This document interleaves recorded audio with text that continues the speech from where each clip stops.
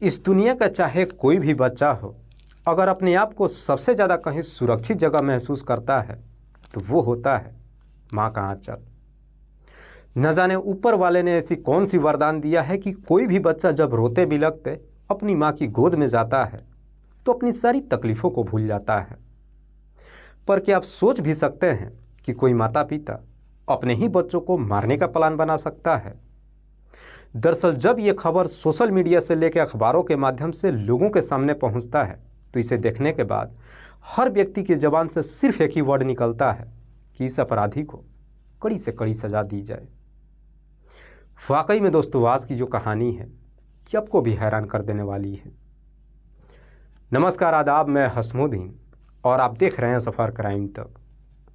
दोस्तों, आज की जो सच्ची घटना मैं आपको सुनाने वाला हूँ, दरअसल ये घटना है उत्तर प्रदेश की।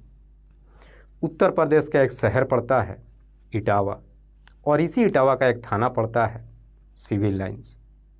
सिविल लाइंस थाने के अंतर्गत एक मोहल्ला आता है गाड़ीपुरा और इसी गाड़ीपुरा मोहल्ले का रहने वाला है मुकेश वर्मा। मुकेश जिसकी उम्र है 44 साल, जो एक सोने की कारोबारी है। दरअसल मुकेश के परिवार में उसकी पत्नी रेखा के अलावा 3 बच्चे हैं, जिसमें 2 बेटी हैं और 1 बेटा, जिनकी उम्र 13 साल से लेकर के 18 साल के आसपास है। बात कर रहा हूँ मैं 11 नवंबर 2024 की रात्रि के करीब 8 बजे के आसपास।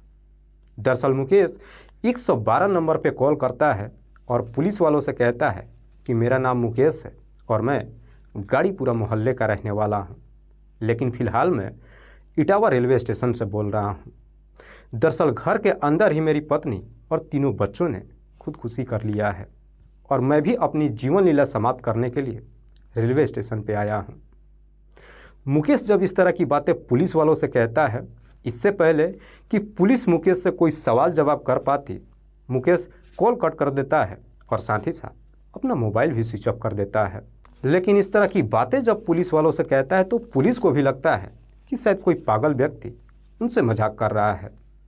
लेकिन एक पल के लिए पुलिस ये भी सोचती है कि कहीं ये बातें अगर सच साबित हुई तो। इसलिए पुलिस अब सच्चाई पता लगाने के लिए अपनी टीम के साथ उसी रात को गाड़ीपुरा मोहल्ले में मुकेश के घर पे पहुंच जाती है तो देखती है कि घर के दरवाजे पे ताला लगा हुआ है। पुलिस जब पड़ोसियों से पूछताछ करती है तो पड़ोसी पुलिस वालों को जवाब देते हैं कि साहब, मुकेश के घर पे ये ताला सुबह से ही लगा हुआ है, शायद मुकेश अपने पूरे परिवार के साथ कहीं घूमने के लिए गया है। लेकिन पुलिस जब सारी बात पड़ोसियों को बताती है तो पड़ोसी इस पर कोई जवाब नहीं देते हैं। इसीलिए पुलिस अब सच्चाई पता लगाने के लिए ताले को तोड़ देती है और घर के अंदर एंट्री कर जाती है। लेकिन पुलिस जब कमरे के अंदर एंट्री करती है तो कमरे के अंदर का नज़ारा देख हर किसी का होश उड़ जाता है, क्योंकि कमरे के अंदर बेड पे ही मुकेश की पत्नी रेखा के साथ साथ उसके 3 बच्चों का डेड बॉडी पड़ा हुआ था। पुलिस जब सारी डेड बॉडी को चेक करती है तो मालूम चलता है कि सबके गले पे एक हल्का सा निशान दिखाई देता है, जिसे देख करके पुलिस अंदाज़ा लगाती है कि शायद इन सब की गला दबा करके हत्या की गई है। पुलिस जब इन तमाम डेड बॉडीज को देखती है तो देखने के बाद पुलिस भी यह पूरा यकीन कर जाती है कि मुकेश सच बोल रहा था। इसीलिए पुलिस अब मुकेश को ढूंढना शुरू कर देती है। दरअसल मुकेश ने पुलिस वालों को सिर्फ इतना ही बताया था कि वो इस वक्त इटावा रेलवे स्टेशन पे है।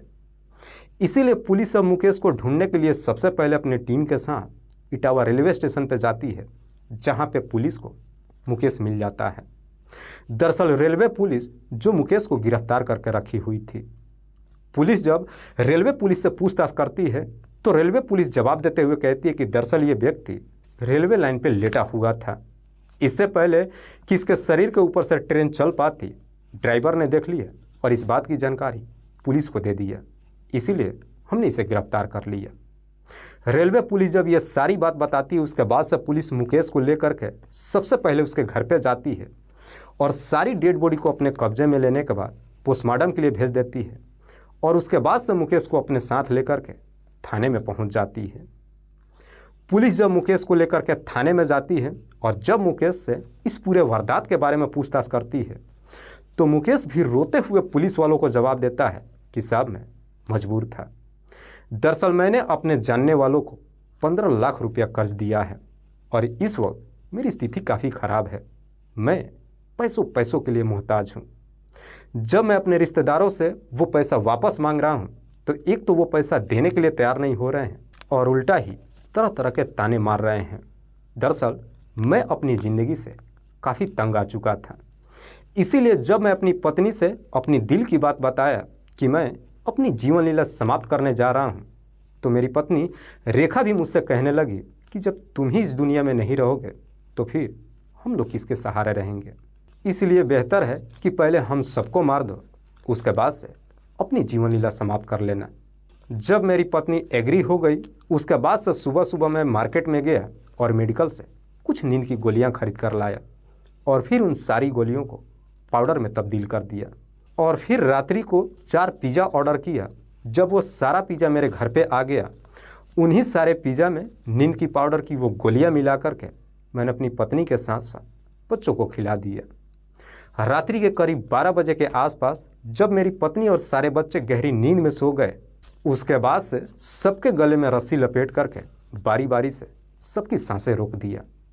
उसके बाद मैं अपनी जीवन लीला समाप्त करने के लिए इटावा के रेलवे स्टेशन पे चला आया और आकर के रेलवे पटरी पे लेट गया, लेकिन वहाँ की पुलिस ने मुझे गिरफ्तार कर लिया। मुकेश जब ये पूरी कहानी पुलिस को बताता है तो इसे सुनने के बाद पुलिस को भी समझ में नहीं आता है कि आखिरकार पुलिस करे क्या। चूँकि मुकेश ने अपराध तो किया ही था, 4 लोगों की जिंदगियां छीन लिया था, इसीलिए पुलिस मुकेश को गिरफ्तार करने के बाद उसे जेल भेज देती है और फिर इस बात की जानकारी रेखा के भाई सतेंद्र सोनी को देती है जो भिंड का निवासी है। सतेंद्र जब थाने में पहुंचता है तो पुलिस वालों से कहता है कि साहब मेरा जीजा मुकेश सब कुछ झूठ बोल रहा है। दरअसल कुछ ही दिन पहले मेरी बहन अपने सारे बच्चों को लेकर मेरे घर पे आई थी। वो कोई भी ऐसी बात नहीं बता रही थी जिससे घर में कोई प्रॉब्लम हो, ना पैसे की और ना किसी अन्य चीज़ की। आप सच्चाई पता लगाइए, मुकेश कुछ न कुछ छुपाने की कोशिश कर रहा है। लेकिन इस बात की जानकारी रेखा की छोटी बहन राखी और उसके पति आशीष को जब मालूम चलता है तो वे लोग भी भोपाल से चल करके थाने में पहुंच जाते हैं और राखी जब अपने पति के साथ थाने में पहुंचती है तो राखी इस केस का खुलासा ही कर देती है। राखी पुलिस वालों से कहती है कि साहब मेरे जीजा मुकेश का एक तलाकशुदा महिला के साथ प्रेम प्रसंग चल रहा है जिसका नाम है स्वाति उर्फ सोनी, जो कानपुर के बर्रा इलाके की रहने वाली है। अवैध संबंध के बारे में जब कहती है उसके बाद से पुलिस अब सच्चाई पता लगाने के लिए मुकेश के मोबाइल नंबर का कॉल डिटेल्स निकालती है और डिटेल्स को जब चेक करती है तो उसमें एक बड़ा ही चौंकाने वाला खुलासा होता है। दरअसल डिटेल से मालूम चलता है कि 10 नवंबर 2024 को रात्रि के वक्त मुकेश जब अपने पत्नी और बच्चों की हत्या किया था, उसके बाद रात्रि के करीब 2 बजे से लेकर के 5 बजे तक एक नंबर पर लगातार बातचीत करते आ रहा था। दरअसल पुलिस डिटेल्स को चेक करती है तो मालूम चलता है कि मुकेश उस नंबर पर पिछले कई सालों से बातचीत कर रहा था। पुलिस जब उस नंबर का डिटेल्स निकालती है तो मालूम चलता है कि वो नंबर स्वाति के ही नाम पर रजिस्टर्ड है, जिसकी वजह से पुलिस भी अब पूरा यकीन कर जाती है कि रेखा की बहन राखी सच बोल रही है। पुलिस को जब इस तरह की डिटेल्स मिल जाती है, इसी डिटेल्स के आधार पर 15 नवंबर 2024 को पुलिस अपनी टीम के साथ कानपुर में जाती है और वहां से स्वाति को गिरफ्तार कर लेती है। पुलिस जब स्वाति को लेकर के थाने में पहुंचती है और जब स्वाति से पूछताछ करती है तो एक ऐसी सच्चाई का खुलासा होता है जिसे सुनने के बाद हर कोई हैरान रह जाता है। दरअसल इस कहानी की शुरुआत होती है घटना से ठीक लगभग 4 साल पहले, साल 2019 में। दरअसल साल 2019 में एक दिन मुकेश अपनी पत्नी और तीनों बच्चों को लेकर के मथुरा के वृंदावन में घूमने के लिए जाता है और जिस होटल में ठहरता है उसी होटल में मुकेश की मुलाकात स्वाति से होती है। दरअसल स्वाति जो ऑलरेडी शादीशुदा ही नहीं है बल्कि उसका भी एक बच्चा है। स्वाति के पति का नाम है अर्पण, जो एक प्राइवेट कंपनी में नौकरी करता है। हालांकि होटल में जब स्वाति और मुकेश की पहली बार मुलाकात होती है और स्वाति जब मुकेश से बातचीत करती है तो स्वाति को लगता है कि मुकेश अच्छा खासा पैसा वाला है, इसीलिए मुकेश से दोस्ती कर लेती है और जब वहाँ से अपने अपने घर के लिए निकलते हैं तो मुकेश और स्वाति अपना अपना मोबाइल नंबर एक दूसरे के साथ शेयर कर लेते हैं और फिर फ़ोन के जरिए भी बातचीत करने लगते हैं, जिसकी वजह से स्वाति और मुकेश के बीच में इतनी काफ़ी गहरी दोस्ती हो जाती है कि उसके बाद से अब मुकेश स्वाति से मुलाकात करने के लिए उसके घर पे भी जाने लगता है। और बार बार जब स्वाति के घर पे जाता है तो आखिरकार स्वाति के पति अर्पण से भी दोस्ती हो जाती है। लेकिन दोनों एक दूसरे के इतने करीब आ जाते हैं कि आखिरकार ये दोस्ती प्रेम प्रसंग में बदल जाता है, जिसकी वजह से स्वाति और मुकेश के बीच में अवैध संबंध भी बन जाता है।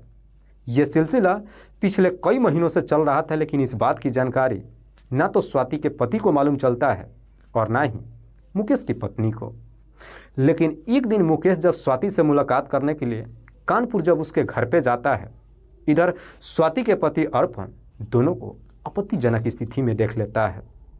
अर्पण जब अपनी पत्नी को मुकेश के साथ में देखता है, इस प्रकार से गुस्से में आ जाता है कि अपनी पत्नी की बुरी तरीके से पिटाई ही नहीं करता है, बल्कि उसे हमेशा के लिए छोड़ देता है। उसके बाद से स्वाति अपने बच्चे को लेकर के मायके में चली आती है। स्वाति का पति भले ही उसे छोड़ देता है, लेकिन स्वाति मुकेश को छोड़ने के लिए तैयार नहीं होती है। दरअसल स्वाति जब अपने मायके में आ जाती है, उसके बाद से अब मुकेश स्वाति से मिलने के लिए उसके मायके में भी जाने लगता है और साथ ही साथ कानपुर में ही स्वाति के लिए एक घर भी खरीद देता है और उसका सारा खर्चा भी उठाने लगता है। दरअसल मुकेश जब भी स्वाति से मुलाकात करने के लिए कानपुर में जाता है तो अपनी पत्नी से हर बारी तरह तरह का बहाना बनाकर जाता है और जाकर के स्वाति से मुलाकात कर लेता है। लेकिन एक दिन रेखा स्वाति का फोटो अपने पति के मोबाइल में देख लेती है। उस फोटो को देखने के बाद रेखा को भी समझने में देर नहीं लगता है कि स्वाति और उसके पति के बीच कैसा रिश्ता चल रहा है। जब वो आपत्तिजनक फोटो देखती है, देख करके अपने पति के साथ विरोध करने लगती है। अपने पति मुकेश को काफ़ी समझाने की कोशिश करती है, लेकिन मुकेश स्वाति को छोड़ने की तो दूर, उल्टा अपनी पत्नी की बुरी तरीके से पिटाई कर देता है और फिर इसी की वजह से पति और पत्नी के बीच में झगड़े तकरार शुरू हो जाता है। जब भी मुकेश अपनी पत्नी की पिटाई करता है, रेखा अपनी छोटी बहन राखी के नंबर पर फ़ोन करती है और सारी बात अपनी बहन से बताती है। राखी भी अपनी बहन को काफ़ी समझाती है कि तुम जीजा के मुंह न लगो, बल्कि उन्हें प्यार से समझाओ। हालांकि रेखा अपनी तमाम कोशिश तो करती है मुकेश को समझाने के लिए, लेकिन मुकेश स्वाति के प्यार में इस प्रकार से अंधा हो चुका था कि उसे कुछ दिखाई नहीं देता है। दरअसल स्वाति के ऊपर इतना आंख बंद करके पैसा उड़ाने लगता है कि आखिरकार स्वाति का भी मन बहक जाता है और अब वो मुकेश से शादी करने का फैसला कर लेती है। दरअसल स्वाति, जिसकी उम्र अभी मात्र 32 साल के आसपास है। एक दिन मुकेश जब स्वाति से मुलाकात करने के लिए जाता है तो आखिरकार स्वाति अपनी दिल की बात मुकेश से कहती है। दरअसल स्वाति मुकेश से कहती है कि क्यों ना हम शादी कर लेते हैं। स्वाति जब मुकेश से शादी करने के लिए कहती है तो मुकेश भी आगे पीछे कुछ भी नहीं सोचता है और उससे शादी करने के लिए तैयार हो जाता है। लेकिन मुकेश के सामने सबसे बड़ी दिक्कत ये थी कि उसके घर में सिर्फ उसकी पत्नी ही नहीं थी, बल्कि उसके 3 बच्चे भी थे। अपने परिवार को रहते हुए वो स्वाति से कैसे शादी कर सकता था। 7 नवंबर 2024 को मुकेश जब स्वाति से मुलाकात करने के लिए जाता है तो आखिरकार खुद स्वाति ही उसे एक प्लान बताती है। कहती है कि क्यों ना तुम अपने पूरे परिवार को ही ख़त्म कर दो और इस तरीके से ख़त्म करना कि पुलिस को लगे कि उन सब ने खुदकुशी कर लिया है। स्वाति जब मुकेश को उसी के परिवार को मारने के लिए कहती है तो मुकेश इसके लिए भी तैयार हो जाता है और फिर स्वाति के ही घर पर बैठ कर के ये दोनों मिलकर एक बेहतर प्लान बनाते हैं। और इसी प्लान के तहत मुकेश जब अपने घर पे आता है 10 नवंबर 2024 को सुबह 8 बजे के आसपास मार्केट में जाता है और लगभग 3 मेडिकल स्टोर से 15 नींद की गोलियां खरीद लेता है। जब उसे घर पे लेकर के आता है तो उन सारी गोलियों को पाउडर में तब्दील कर देता है और रात्रि के वक्त 4 पिज़्ज़ा का ऑर्डर करता है। पिज़्ज़ा जब घर पे पहुंचता है तो मुकेश अपनी पत्नी से झूठ बोलते हुए कहता है कि आज खाना बनाने की कोई ज़रूरत नहीं है, दरअसल आज हम लोग पार्टी करेंगे क्योंकि मैंने 4 पिज़्ज़ा ऑर्डर किया है।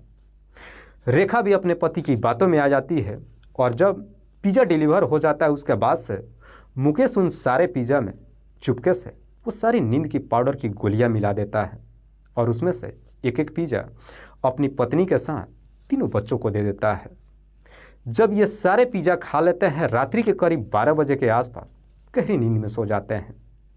और जब गहरी नींद में सो जाते हैं उसके बाद से मुकेश घर के अंदर से ही एक रस्सी लेकर के आता है और उस रस्सी को सबके गले में बारी बारी से लपेट करके सबकी सांसें रोक देता है।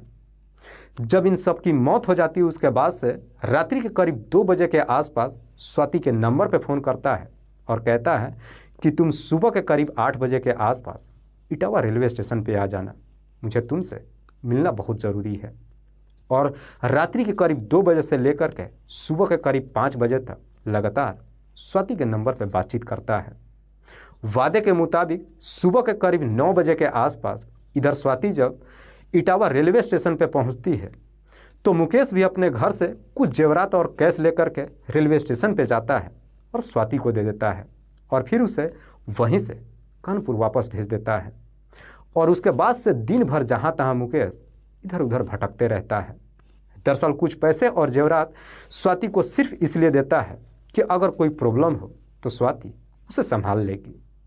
दिन भर जहाँ तहाँ भटकने के बाद रात्रि के करीब 8 बजे के आसपास इटावा रेलवे स्टेशन पर पहुँचता है और फिर अपने षड्यंत्र के तहत 112 नंबर पर कॉल करता है और सारी बात पुलिस को बताते हुए कहता है कि दरअसल मेरी पत्नी और तीनों बच्चों ने घर के अंदर ही अपनी जीवन लीला समाप्त कर लिया है और मैं भी अपने आप को ख़त्म करने के लिए इटावा रेलवे स्टेशन पर आया हूँ। इससे पहले कि पुलिस मुकेश से कोई सवाल जवाब कर पाती मुकेश फ़ोन रख ही नहीं देता है बल्कि अपना मोबाइल स्विच ऑफ कर लेता है और फिर जाकर के ट्रेन के पटरी पर लेट जाता है।